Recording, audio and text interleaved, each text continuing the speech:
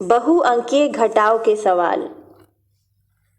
इस वीडियो में हम देखेंगे बहुअंकीय घटाव के सवालों को सही क्रम और सही विधि से हल करना सिखाना। 1000 के स्थान तक संख्याओं का हासिल या उधार के साथ घटाव करना सिखाना और संख्याओं के विस्तारित रूप में घटाव करने की सही विधि सिखाना। चलिए अब इसे विस्तार में समझते हैं। हम बहुअंकीय घटाव करना सीखेंगे। बहुअंकीय घटाव कुछ बहुअंकीय जोड़ के जैसा ही होता है, पर दोनों में अंतर भी है। सबसे बड़ा अंतर ये है कि घटाव में संख्याओं के क्रम का ध्यान रखना पड़ता है, जो जोड़ में जरूरी नहीं होता। आप जोड़ में संख्याओं का जो भी क्रम रखें, उत्तर हमेशा एक ही आता है।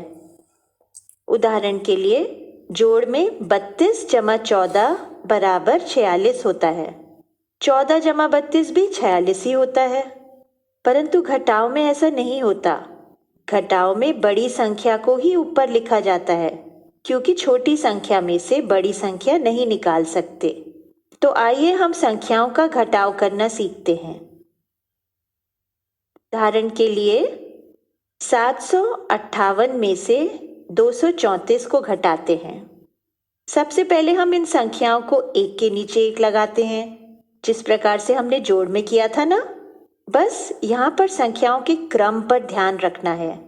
बड़ी संख्या में से ही छोटी संख्या को घटाया जा सकता है, इसलिए बड़ी संख्या ऊपर लिखी जाएगी और छोटी संख्या नीचे। यहाँ पर भी ध्यान रखें कि ये संख्याएं बिल्कुल एक लाइन में एक दूसरे के नीचे लिखी हों, यानी ऊपर वाली इकाई का अंक और नीचे वाली इकाई का अंक बिल्कुल एक दूसरे के नीचे हो। अगर आपने इकाई वाले स्थान की संख्या सही ढंग से लगा दी, तो बाकी सारी संख्याएं अपने आप सही स्थान पर लग जाएंगी। संख्याओं को स्थानीय मान के अनुसार लगाने के पश्चात हम नीचे वाली संख्या के बाद एक रेखा खींचेंगे। यह हमारी उत्तर रेखा है, जिसके नीचे उत्तर लिखा जाएगा। इसके बाद हम बाईं तरफ घटाव का चिन्ह लगाएंगे, ताकि हमें याद रहे कि हम यहाँ पर घटाव कर रहे हैं। अब जोड़ की तरह यहाँ भी हम दाईं यानी इकाई की तरफ से घटाना शुरू करते हुए बाईं तरफ बढ़ेंगे। यहाँ पर इकाई के स्थान पर हमारे पास 8 और 4 हैं। 8 में से 4 घटाया तो मिला 4, तो हमने 4 को इकाई के स्थान पर लिख दिया। यह हमारा इकाई का उत्तर है और यह लाइन के बिल्कुल नीचे अपने स्थान पर लिखा जाएगा। अब हम बाएं हाथ की तरफ बढ़ेंगे, जो दहाई का स्थान है। यहाँ पर हमारे पास 5 और 3 है। 5 में से 3 घटाने से मिला 2, जो हो गया दहाई के स्थान का उत्तर। और अब हम सैकड़े के स्थान पर चलते हैं। सैकड़े में हमारे पास है 7 और 2। 7 में से 2 घटाया तो मिला 5। तो यह लीजिए, 758 में से 234 घटाने से मिला 524। चलिए एक और उदाहरण लेते हैं। 146 में से 28 को घटाओ। पिछले वाले प्रश्न की तरह यहाँ भी संख्याएं बिल्कुल एक लाइन में एक दूसरे के नीचे लगी होनी चाहिए। ऊपर वाली इकाई का अंक और नीचे वाली इकाई का अंक बिल्कुल एक दूसरे के नीचे होना चाहिए, ऐसे। हाँ, संख्याओं को स्थानीय मान के अनुसार लगाने के पश्चात नीचे वाली संख्या के बाद उत्तर रेखा खींचेंगे। इसके बाद हम बाईं तरफ घटाव का चिन्ह लगाएंगे। अब हम घटाव करने के लिए तैयार हैं। दाएं से बाईं ओर बढ़ते हुए यहाँ इकाई के स्थान पर हमारे पास 6 और 8 हैं। ओ मगर ये क्या, यहाँ पर तो छोटी संख्या ऊपर है और बड़ी संख्या नीचे। अब क्या करें? छोटी संख्या में से बड़ी संख्या तो घटा नहीं सकते ना। अच्छा, एक बात बताइए, जब आपके घर में कोई सामान खत्म हो जाता है तो आप क्या करते हैं? आप पड़ोसी से उधार मांगते हैं ना। तो हम यहाँ पर भी वही करेंगे। इस सवाल में इकाई का पड़ोसी है दहाई। दहाई से उधार मांगा तो इकाई में हमारे पास हो गया 16।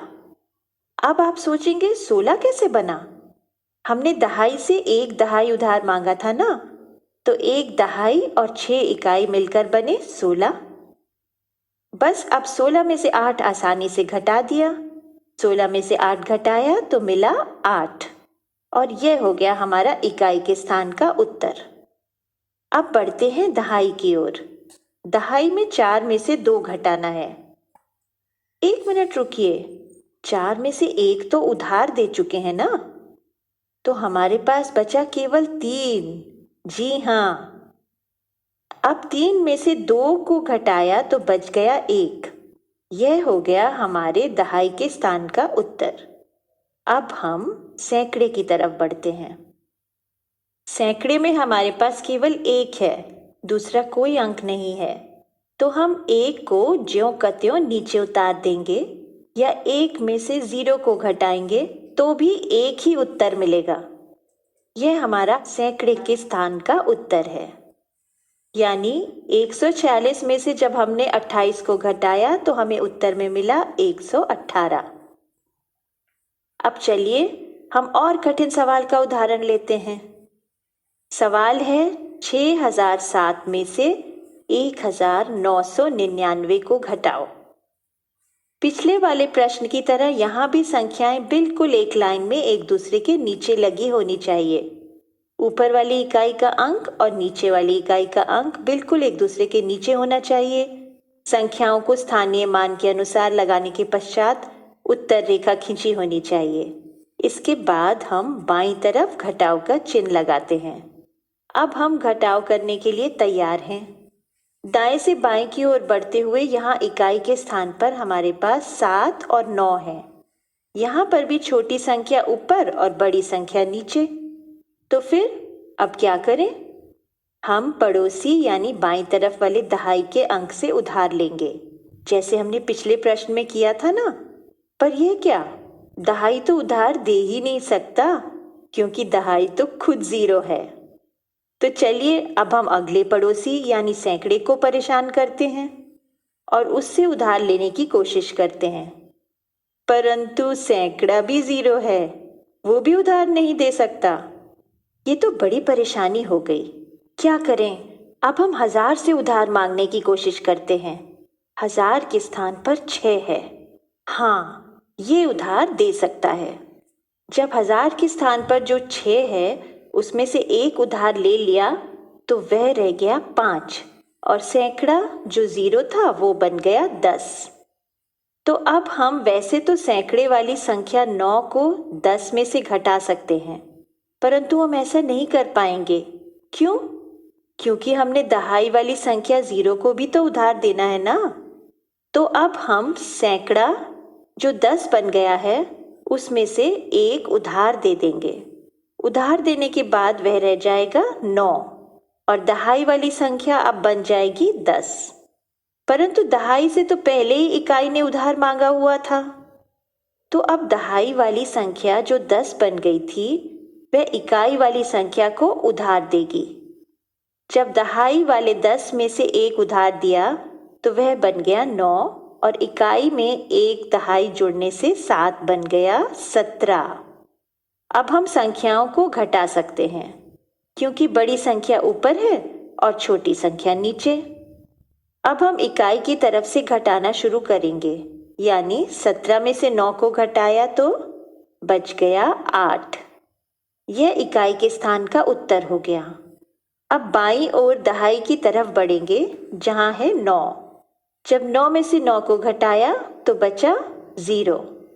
यह हमेशा याद रखना है कि संख्या को काटकर नई संख्या उसके ऊपर लिखी जाएगी और इसी तरह से जब सैकड़े वाली संख्या जो अब 9 बन चुकी है उसमें से भी 9 को घटाया तो बच गया 0। अब हम बाईं यानी 1000 की तरफ बढ़ेंगे। 1000 के स्थान वाली संख्या यानी 5 में से जब 1 को घटाया तो बच गया 4। यह हमारा 1000 के स्थान का उत्तर है। यानी 6007 में से जब हमने 1999 को घटाया तो हमें उत्तर में मिला 4008। इस प्रकार के सवालों में अक्सर गलती हो जाती है। इसका प्रयास बार बार करवाना बहुत आवश्यक होता है। अच्छा, तो आपको याद है ना कि बड़ी संख्याओं का इस प्रकार से संक्षिप्त रूप में घटाव सिखाने से पूर्व ये अच्छा होता है कि बच्चों को पहले संख्याओं के विस्तारित रूप में घटाव करवाया जाए। तो हमने 6007 में से 1999 का घटाव करना है। 6007 का विस्तारित रूप है 6000 जमा 0 जमा 0 जमा 7 और 1999 का विस्तारित रूप है 1000 जमा 900 जमा 90 जमा 9। चलिए अब हम इन दोनों संख्याओं का विस्तारित रूप में घटाव करते हैं। ध्यान से देखिएगा, 6000 जमा 0 जमा 0 जमा 7 माइनस 1000 जमा 900 जमा 90 जमा 9। हल करते समय वैसे ही दाएं से बाएं घटाव करते चलेंगे। इकाई के स्थान पर है 7 और 9। यहाँ पर छोटी संख्या ऊपर और बड़ी संख्या नीचे है। 7 में से 9 को तो घटाया नहीं जा सकता है। हम यहाँ पड़ोसी यानी दहाई के अंक से उधार लेंगे। पर ये क्या, पड़ोसी तो 0 है, दहाई तो उधार दे ही नहीं सकता क्योंकि दहाई तो खुद 0 है ना।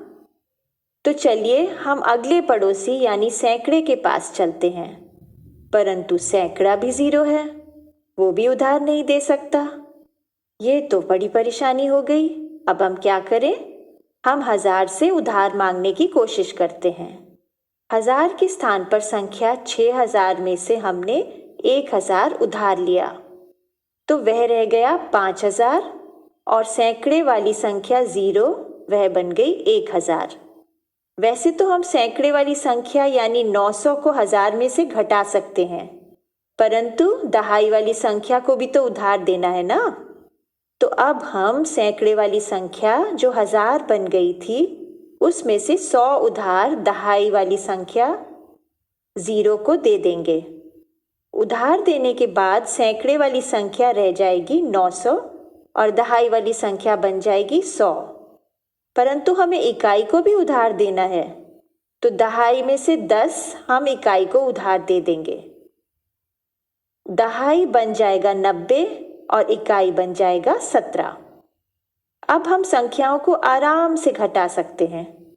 इकाई की तरफ से घटाना शुरू किया तो 17 में से 9 घटाया, बच गया 8। इसी तरह से जो दहाई वाली संख्या 90 बन चुकी थी उसमें से 90 घटाने पर बचा 0। बाएं यानी सैकड़े के स्थान पर 900 में से 900 घटाने पर बचा 0 और 1000 के स्थान पर 5000 में से 1000 घटाया तो मिला 4000।